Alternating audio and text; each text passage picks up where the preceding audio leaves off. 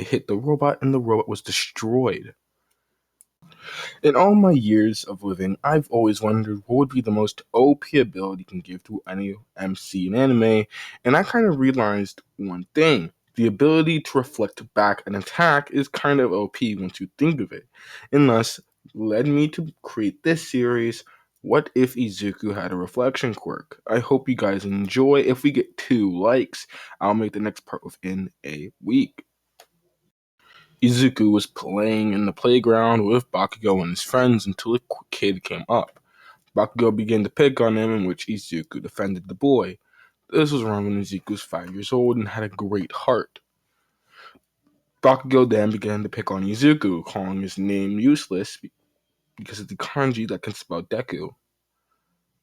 Izuku kind of realized the whole point of Bakugo's bullying and tried brushing it aside. Eventually, Bakugo began to beat on the boy, in which Izuku ran straight in front of him. Bakugo threw a punch, and this is when Izuku's quirk activated. A bubble appeared around him, and Bakugo's punch was mirrored physically back at him. When his punch entered this bubble, his own fist kind of teleported to his own face. Bakugo kind of realized that Izuku, well, at least he thought Izuku punched him, and this punch is really good. Bakugo began to use his quirk, Explosion, and thus the explosion was mirrored back at Bakugo. Bakugo was confused. Did he get hit by his own attack? And he ran home. Izuku saw the whole thing and ran to his mom. He then explained that he had a quirk, but he doesn't know what it is because he thinks there's explosions or something like that, and thus Inko takes Izuku to the quirk doctor. After a few tests and a day, Izuku comes back out and the quirk doctor explains his quirk. Now I'm going to explain Izuku's quirk right now just to save some time. Izuku's quirk is reflection. He creates a bubble around him, and this bubble pretty much reflects almost anything that it comes in contact with. It will reflect it at the same speed and momentum and power that it came into this area. But if an object's already in the area when it's created, then it doesn't really reflect until it gets out. So, for example, if Bakugo throws a rock at Izuku, if the rock tries to penetrate this bubble, the rock would actually just appear back at itself at the same speed and momentum. But if the rock is already in the bubble with Izuku, then it only will reflect once Izuku throws it out and then it tries getting back in. I hope you guys can understand. Izuku can make this bubble at any part of his body and or any area that he's in. Heck, he doesn't have to be around himself. He can actually spawn it on other people. But the bubble aspect of it, of the reflection, does not work on Izuku, no matter where it spawns. Alright, now that that's out of the way, now we can talk about the story again. Izuku realizes his quirk, and he actually is kind of sad. He originally wanted to be an heroic quirk, so he could zip around, punch things, but eventually, as to age, his creativity got the best of him. Eventually, Izuku kind of realized how great of a power this could be. If, for say, he jumped off a bridge and created the bubble mid-air, the second he hit the floor, theoretically speaking, he'd gain speed. If he punches somebody within the bubble, they cannot punch him back, because all they'll be doing is punching themselves. Or, for example, since he did find out he can create bubbles around his body, he can create bubbles around his fists. If he punches something, it would actually hurt it a lot more than it would an original punch. Jesus. Because of this, Izuku actually became extremely happy and grew up, a sense, not as, I don't know, depressed as he was in the original series. Bakugo did continue his bullying, but Bakugo wouldn't try and physically assault Izuku, just mentally assault him. But Izuku didn't actually care all that much. Izuku then found out that he can actually mimic voice because of the sound molecules, since the vibrations, and since anything could reflect back, he can actually reflect vibrations back at Bakugo.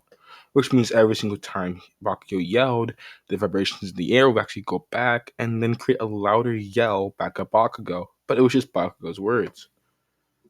Eventually, Bakugo left Izuku alone, and Izuku was accepted into UA. He was still smart, but also the physical exam would not be that hard.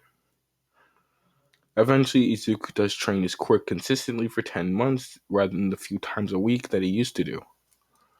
Eventually, Izuku came up with a lot of cool concepts. At first, he actually tested out his theory and jumped off a building, creating a bubble midair. And like he said, it caused him to actually fly up into the air and zoom around the city.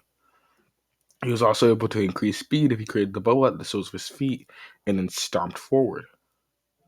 Although he has to be very careful of this because the second he goes too fast, it's really hard for him to stop. And if he does try and stop too quickly, he can create whiplash and knock himself out. So yeah, there is still somewhat of a weakness to this quirk. Although there's nothing real physical, all it does is drain stamina if it's out too long.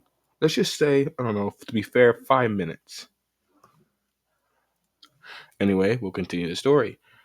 Izuku would enter the gates of UA. Nobody really bothers him since he doesn't really like bothering other people. Heck, when he trips, he actually creates a bubble, so when Uraraka touches him, she actually can't.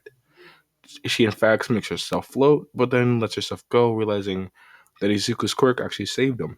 As the ground hit him, was sent flying up to the air.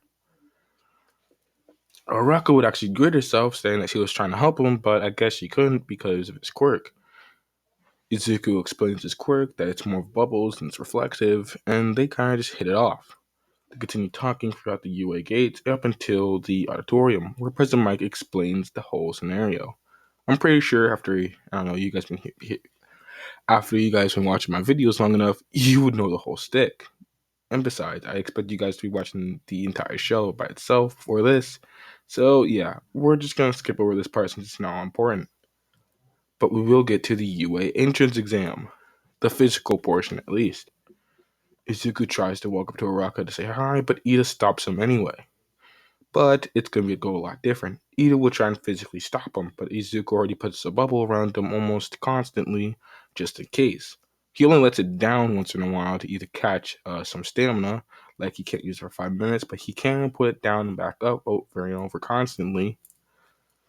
So when Ida touches him, he actually touches himself, and since Ida was aggressively trying to grab him, he actually gets flung back in a sense. Izuku looks behind him and he actually greets himself. Oh, I'm Izuku Midoriya. I'm sorry, that's my quirk. I'm very, socially not ready at all, but he tries to grab up Ida. He grabs Ida and tries to sit him on his feet. And as they begin talking, Ida thought Izuku was about to try and interrupt that girl as she was trying to meditate. Izuku explains that he was going to say hi since he already saw her earlier and just, wanted to catch up again. Then President Mike explains there's no countdown in the battle and then they have to go. Izuku already had a plan. He'd put a bubble at the soles of his feet, but just in case, he put his bubble around him and then stomped onto the ground, sending himself flying into the air. Once he spotted a robot, he'd try and course his ways towards a wall so he can zigzag for the area. With the momentum of him getting flung to a robot, the robot would be destroyed upon impact. Because of this, Izuku was able to rack up a lot more points than he did in the original. And when he saw the 0-pointer get shot out, Izuku was already prepared. He had an idea. It was very simple. What would happen if you threw a ball up to the wall and it kept on gaining momentum over and over again and then hit something? That thing that just entered probably would break, wouldn't it? What Izuku did was just that. He flung himself to a wall, and then to another wall, over and over again, gaining momentum as he kept on going. Eventually, it was almost like you couldn't see him. He then decided to hit the robot, and the robot was destroyed. He then flung himself up over to Uraraka and grabbed her and ran away. Uraraka explained how amazing his quirk is, but Izuku also tried to preface how dangerous his quirk could be to him. If he didn't have a good way to stop himself, he probably would have went on forever and ever until he was a splatter on the wall. Thus, he needs to find a better way to use his quirk. But at the end of the day, he thanks her anyway. Uraraka comments on how observant he is of his own quirk and how observant he is of his surroundings. Eventually, Uraraka is kissed by Recovery Girl and they all go home. Izuku gets a letter in the mail. Izuku would open it up and it's All Might, commenting on how smart Izuku was in the US Entrance exam and how many points he got. Just for simplicity's sake, let's just say he got 60 villain points and 60 hero points and 60 rescue points, with overall 120 points in total. Is not going to make him number one. As a matter of fact, just so I can make this story a little bit spicy, it'd make him number two, just behind Bakugo. Izuku will then go to UA officially for the first time tomorrow. When he does, his first day, well, at least the beginning, was a lot confusing. Where is Class 1A? Until he eventually stumbles over a giant door. When this happens, Izuku opens the door and realizes that Bakugo and Ida are both in his class and they are arguing. Although he is not that mad at Bakugo and Ida here because he doesn't have that bad of a relationship with either of them, besides Bakugo. But eventually that stopped a while ago. Eventually Izuku sits down and Aizawa comments that if you're here to chat, you can just leave already. Aizawa tells everybody to get into their gym clothes and meet him outside. They eventually do, and Aizawa explains that instead of regular old orientation, he's just going to make the kids go through a physical test, and whoever gets last, he'll kick out. Uraraka comments on how that's not fair, but Aizawa explains that hero work in general is just not fair. They're going to have to learn that now, sooner or later, so it might as well just be right now. Izuku does not do all that bad in the physical test, mainly because he had the alpha reflection quirk. Technically speaking, he can speed up the process, gaining more reps. But at the end of the day, it still hurt him greatly because he isn't used to physical labor. But he doesn't do all that bad. As a matter of fact, he'll get 5th place without the ball throwing. But Izuku still does the ball throw. He at first thinks of how he could do this. I mean, it doesn't matter where he puts the ball has to be thrown up at a great velocity to hit him so it can get a good distance. Izuku throws the ball up high, specifically so it can land on him. Izuku thought of a plan and decided to headbutt the ball. He put a bubble around his head and headbutted. Because of the velocity of which the ball is going and the angle of which he headbutted it and the angle of the ball, it was shot up like a catapult. Izuku got a decent 800 meters, which is a bit above Bakugo's. Actually, a few hundreds above Bakugo, but that doesn't matter. Izuku would actually place 5th, and he is not that surprised about it. But at the same time, he's surprised that Bakugo didn't get first. It was Momo Yajirozu. He looks at Momo and comments how she doesn't look physically fit, but she probably did well regardless. As Aizawa states that, oh, yeah, I wasn't going to expel anyone, I was just simply trying to motivate you guys, and they'd all go home again, since there's nothing really important that I could tell him more. Eventually, after a few weeks of training, I guess, I don't know, they weren't doing a lot, and realistically, I guess they wouldn't, I don't know, not to comment on it, but for hero school, they weren't doing a lot of heroing until they got into, the battle training, in which we're going to be talking right now. Sorry for stalling. The battle training portion of this part is very simple. All Might even explains it. Izuku's costume doesn't get changed here. I don't really feel like it should, so yeah. Basically, the way it is, the way All Might explains it, he explains it the same way, but Izuku still does fanboy because he's never met All Might in this version of the story. Then again, he never had to because he never actually encountered the slime villain. Yeah, I changed that part. I felt like if Izuku actually did find out, he still did the same thing, and at the end of the day, Izuku probably would have gotten one for all. And I really don't want this Izuku to have one for all. Because if he did, it'd be too OP. I mean, think about it. A one for all amp boost of a reflection quirk? Come on. Anyway, Izuku still gets paired up with Uraraka, along with Ida, Bakugo, and same hero villain teams. But the way Izuku handles it is a lot different. Izuku boosts himself up along with Uraraka, and he actually would have Uraraka in him sprint to try and find it faster. Since his soles of feet can reflect the ground hitting his feet, he actually runs really fast in this version. And Uraraka is actually grabbing onto Izuku as she uses her float quirk to float. Bakugo catches up and tries hitting Izuku, but Izuku would showcase the properties of reflection as he expands the bubbles of his feet to cover him and Uraraka. So when Bakugo tries to explode the bubble, The bubble actually sends it back, and Bakugo explodes himself. Izuku would stop and allow Uraraka to exit. He would then tell Uraraka to go find Ida and make sure the bomb is retrieved. He has a plan.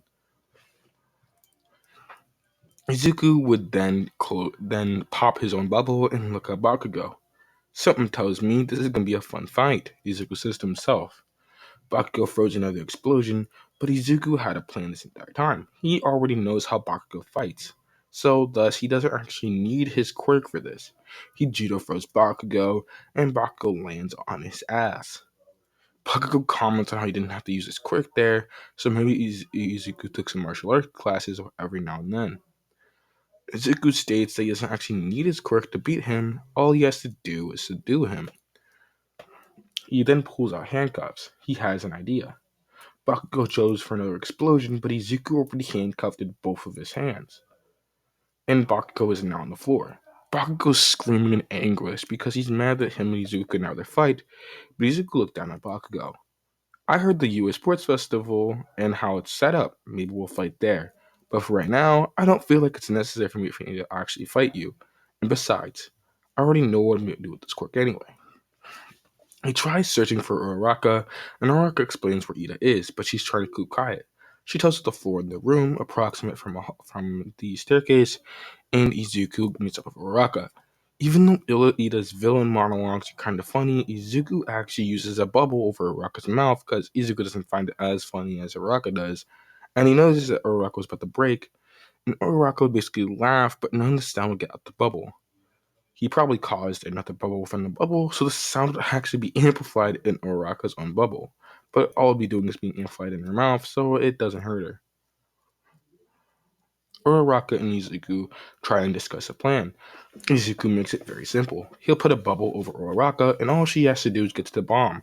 The second she's there, throw up a thumbs up, and then I'll pop the bubble, and you can touch the bomb safely. If Ida tries to hurt you, all he'll be doing is hurt himself. So what he does is places the bubble over Uraraka and tries to hide. Uraraka just zooms in for the bomb and puts a thumb up when she's close to it.